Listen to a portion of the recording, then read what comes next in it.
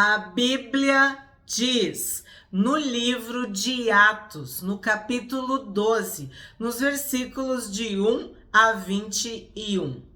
Por aquele tempo, o rei Herodes mandou prender alguns da igreja para os maltratar.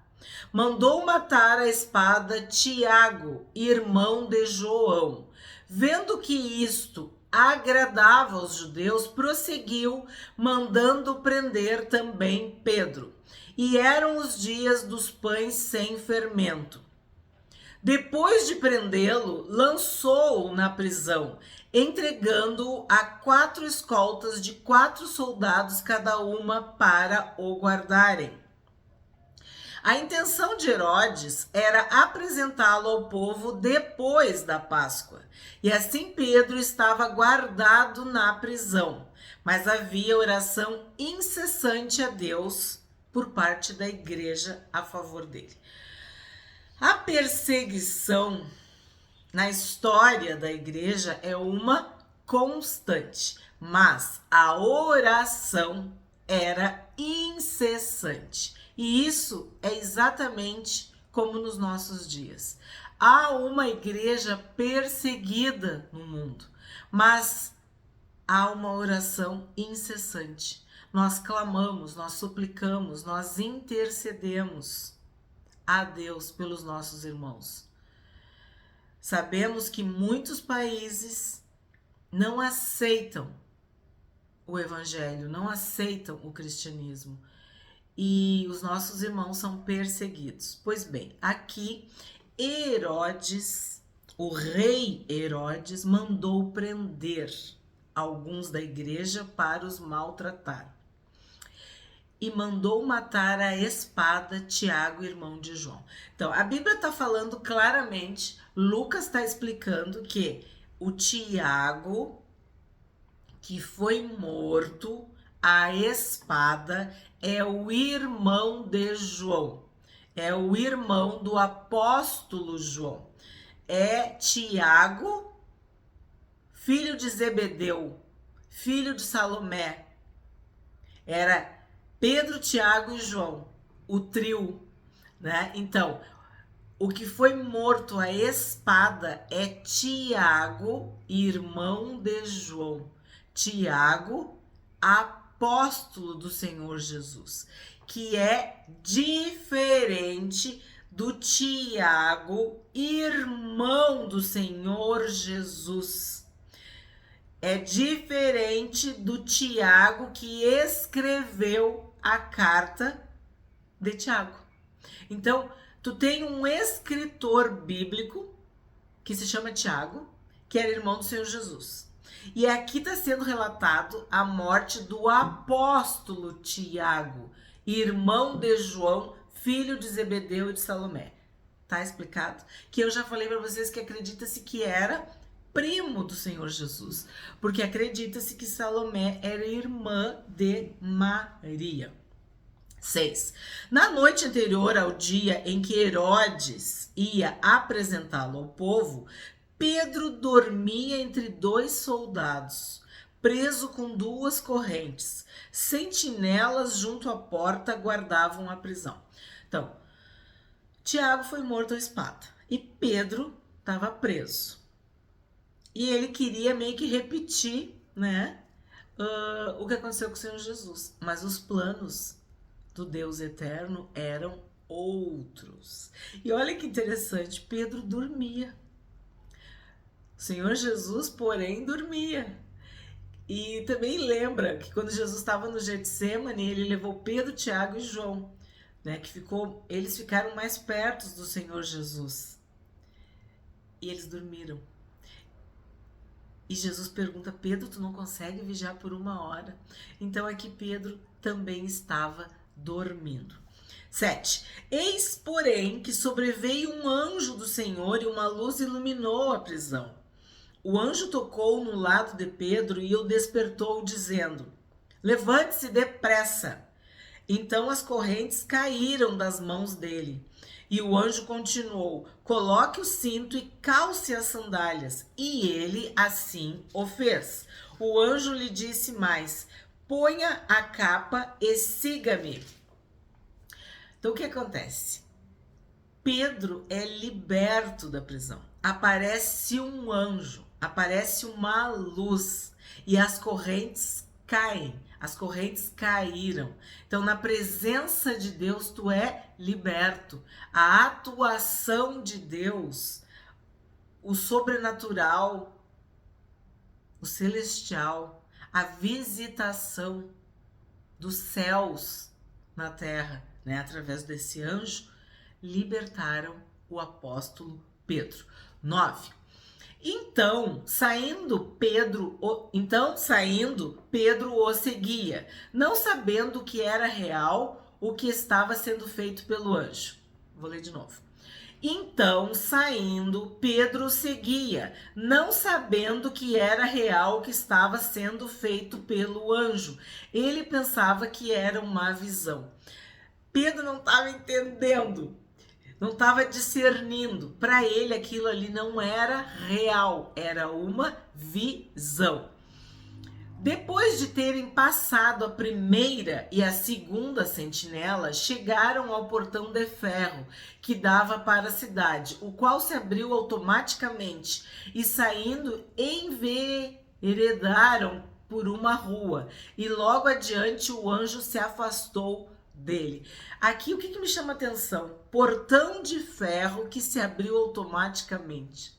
Hoje em dia nós passamos por portões que se abrem automaticamente, que tem sensores, a gente tem controles, tem senhas, tem tantas coisas que fazem com que portas e portões se abram, né? Quando a gente vai passar. Mas olha que forte. O portão de ferro se abriu automaticamente. O que quer dizer isso? A resistência espiritual, a oposição espiritual cai por terra. Deus é maior, Deus é mais forte, Deus é poderoso. Um anjo, uma luz, a presença de Deus à frente de Pedro fez com que ele fosse livre, liberto, salvo, foi protegido. E o portão de ferro que dava para a cidade se abriu automaticamente.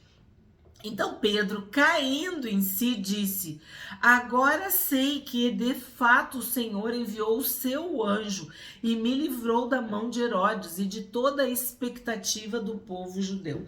O Senhor me livrou. Então ele consegue entender que aquilo era real. Que sim, ele estava do lado de fora, livre, liberto. Deus mandou um anjo para libertar Pedro da prisão. 12. Ao se dar conta disso, Pedro resolveu ir à casa de Maria, mãe de João, também chamado Marcos, onde muitas pessoas estavam congregadas e oravam. João Marcos é um personagem muito importante. Nós já temos vídeo no canal sobre este personagem bíblico. João Marcos é o autor do Evangelho de Marcos e nós, inscritos e inscritas do canal Bíblia Diz, já estudamos. Tem uma playlist no canal sobre o Evangelho de Marcos e também sobre o personagem bíblico Marcos. Só que o que acontece? Eu falei para vocês que o Evangelho de Marcos, na verdade, era o Evangelho de Pedro. Por quê?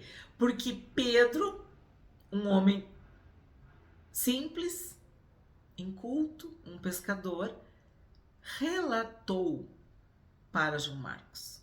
E aqui nós temos mais, vamos dizer assim, uma evidência desta amizade, desse relacionamento de Pedro com João Marcos, ou da igreja do Senhor Jesus, da igreja primitiva com este personagem João Marcos, que lembra que no Evangelho aparece um jovem que fica envolto num lençol e acredita-se que é João Marcos. Então ele era um jovem, ele era um moço.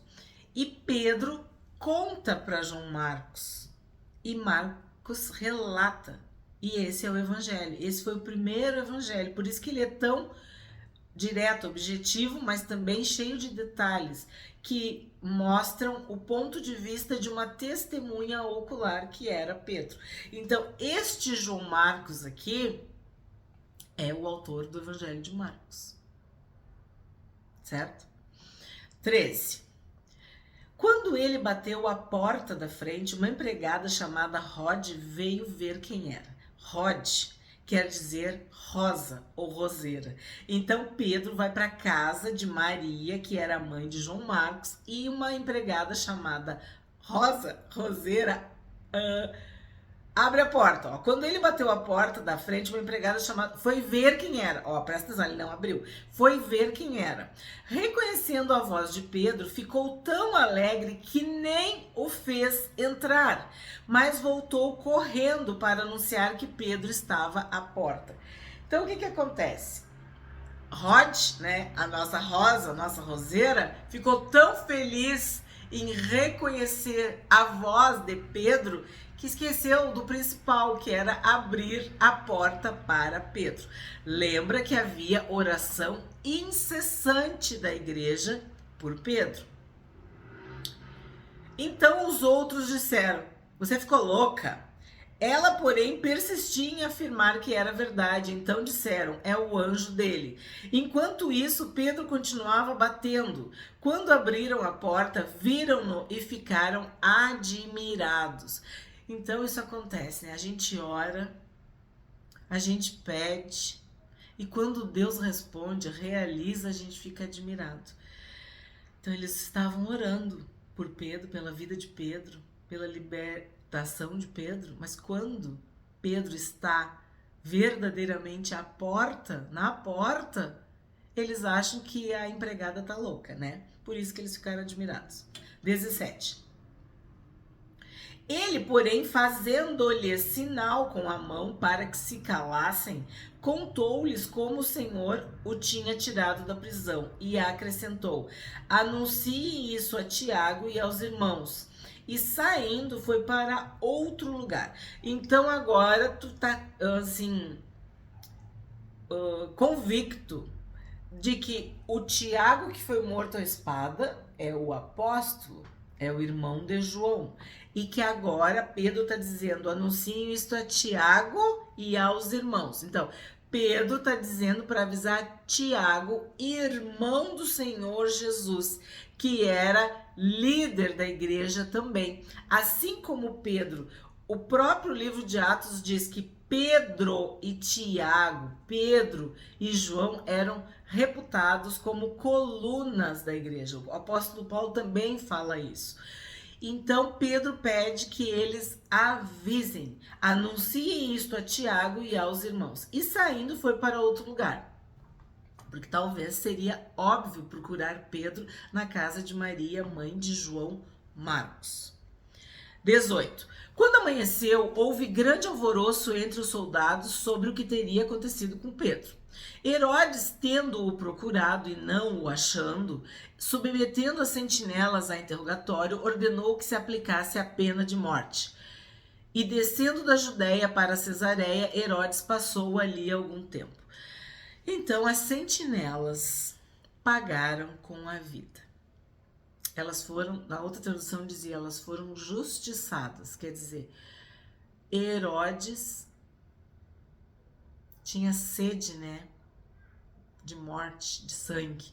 Então ele queria Pedro preso, morto, e Pedro desaparece misteriosamente. Então as sentinelas são responsabilizadas, são culpadas pela fuga de Pedro. 20. Havia uma série. Comecei, né, gente? Vamos lá. Havia uma séria divergência entre Herodes e os moradores de Tiro e de Sidom. Estes, porém, de comum acordo, se apresentaram a ele e, depois de obter o apoio de Blasto, que era assessor do rei, pediram paz, porque a terra deles recebia alimentos do país de Herodes. Então, o que acontece? A gente está vendo aqui que havia uma divergência, mas que eles pediram paz. Eles queriam ficar de bem com Herodes. Em dia designado, Herodes, vestido de traje real, assentado no trono, dirigiu-lhes a palavra. Aqui eu tenho que falar para vocês que esse traje real era algo absurdamente requintado, elegante, rico.